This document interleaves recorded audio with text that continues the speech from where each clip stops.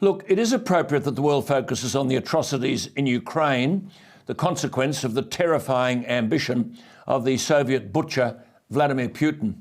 Again, Anthony Albanese has been strong on rhetoric, telling NATO leaders, splendidly protected from the consequences of war, that what's happening in Ukraine is, quote, uniting the democratic world, unquote. I think the democratic world is having itself on because Putin ploughs on. And as John Anderson said last night, global order is under siege. So I don't know what uniting the democratic world really means.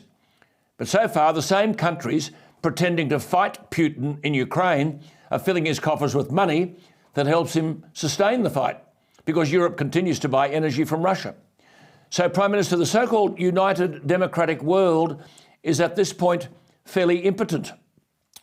War experts say that the key to this crisis has been the failure to arm the Ukrainians sufficiently to deter the Russians.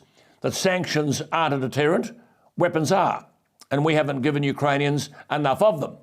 Putin, in what can only be described as a heinous war crime, has attacked a shopping centre in the middle of the city of Kremenchuk, which is only 270 kilometres southeast of Kiev as you head towards the Black Sea.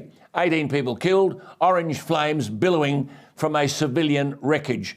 This is a city of 220,000 people. And this so-called united democratic world stands by and endures Russian lies that the bombing of innocent civilians, nothing more than a terrorist attack, quote, was a provocation by Ukraine.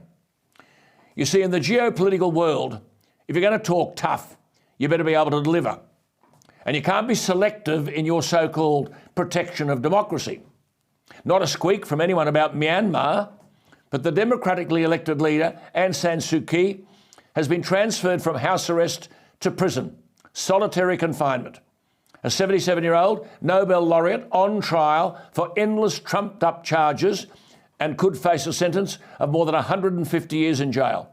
Her lawyers have been banned from speaking to the media. Journalists barred from her trial.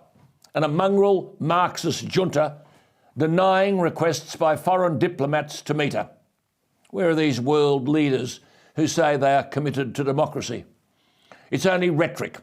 And one courageous woman is left to swing in the political breeze.